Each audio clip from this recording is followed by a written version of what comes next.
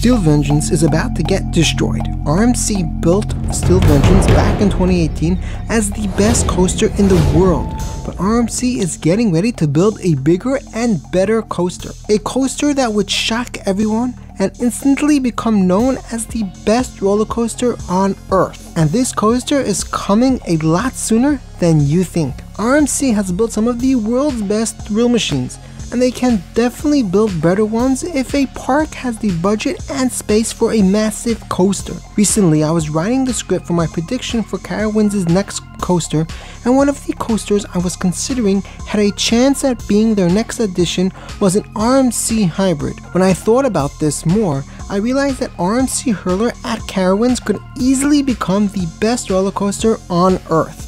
I mean, Carowinds literally has one of the largest budgets when it comes to new coaster additions from any amusement park in the world.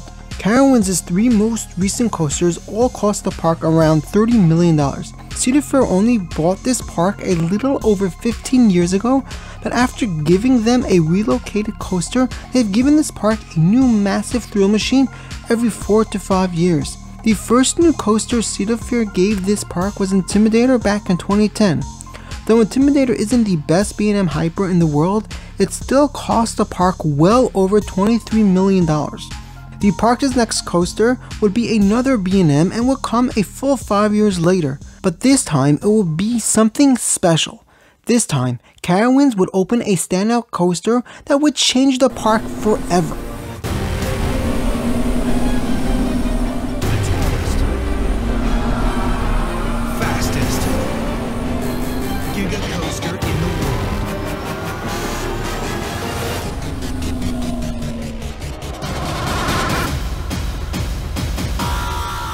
Fury 325.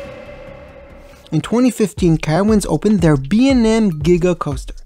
This was only B&M's second ever Giga Coaster, yet it managed to be so successful that the coaster would not only be known as the best coaster in the park, but it would also be known by many as the best steel roller coaster on Earth.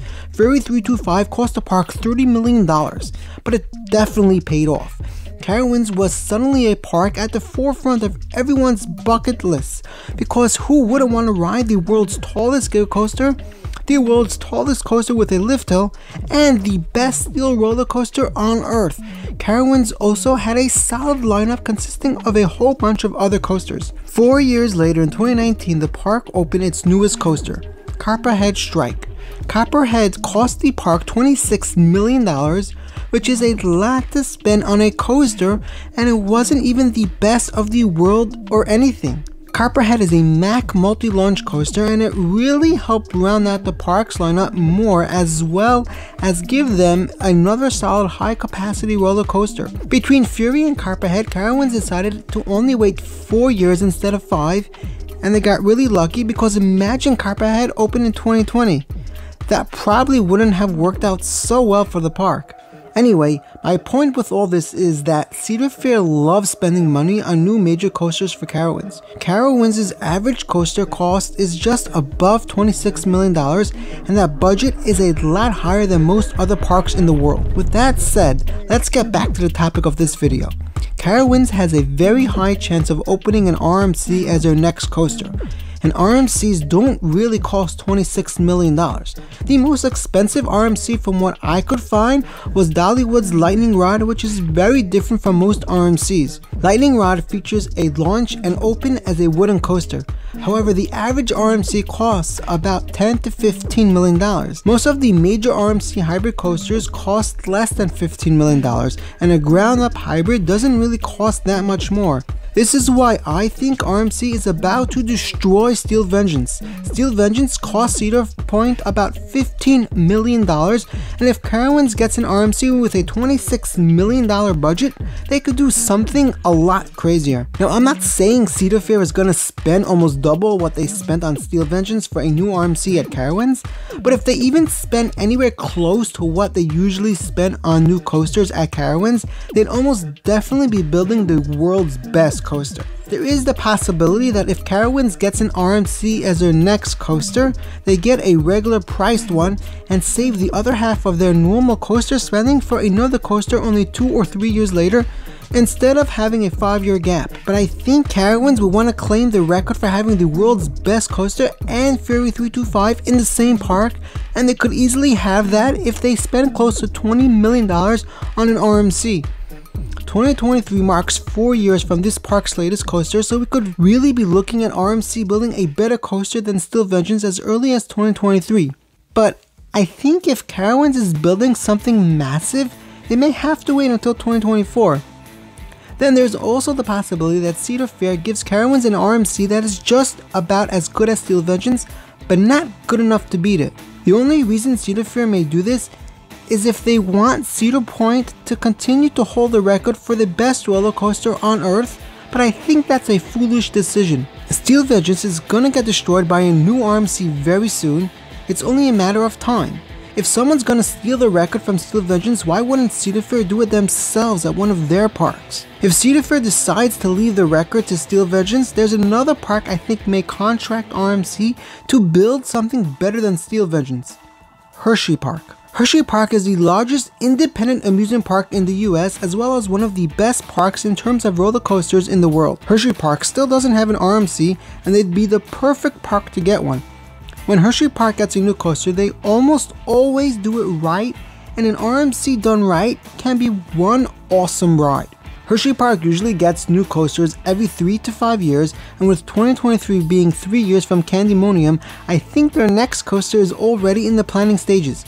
Depending on what it is, I can see both a 2023 and 2024 opening make sense, but an RMC is definitely on the table. Hershey Park has 2 old GCI wooden coasters, Lightning Racer and Wildcat. Both these coasters are perfect to get the RMC treatment, but both also have many reasons why Hershey Park would want to leave these coasters the way they are. Lightning Racer would make an amazing RMC that could potentially beat Steel Vengeance and become the Twisted Colossus of the East if they made it a hyper hybrid. The issue with Lightning Racer getting RMC'd is that Hershey Park just retracked parts of this coaster and upgraded the system, which shows they likely won't be doing anything major to it anytime soon. Wildcat could also work as a great RMC, but Hershey Park may want to preserve this coaster with GCI's Titan track since it was GCI's first ever coaster. I think Hershey Park will open an RMC hybrid very soon, and I think there are 2 possibilities. The first option I think Hershey Park may go for is to wait another few years and then RMC Lightning Racer, making one of the best coasters in the country. The second option though is much more likely in my opinion, and that is the possibility that Hershey Park builds a fully steel ground up RMC. Hershey Park could definitely afford a massive RMC that could be a lot better than Steel Vengeance. I mean, Fun Spot could afford it, but I think it's more than that. Hershey Park needs a true standout coaster. The park doesn't really have a standout coaster that is universally loved by both GP and coaster enthusiasts and is known as the best ride in the park. Skyrush, Candymonium, and Storm Runner are all rated as the park's best coaster depending on who you ask, and they really don't have a true standout coaster. That's why I think Hershey Park's next coaster will be a massive hybrid RMC built at the front of the park right near Candymonium. This would give them a true standout coaster at the front of the park, another coaster in Chocolate Town, as well as a coaster that could easily destroy Steel Vengeance. Having an RMC right when you walk into the park is a lot different than having one hidden all the way in the back of the park where Lightning Racer and Wildcat are. Building a coaster like this would also put Hershey Park on the map as an even greater amusement park and would give them one of the best coaster lineups in the country. This would be a very smart move if Hershey decided to go this way, and if they did, it would prevent their biggest competitor, Six Flags Great Adventure nearby, from getting an RMC hybrid for the next while. If Hershey Park doesn't open a massive ground up RMC soon, Six Flags Great Adventure may build one first. I touched on this idea a little bit in my video predicting Six Flags Great Adventure's next coaster, but this will make perfect sense. Let me explain it all. But first, please subscribe.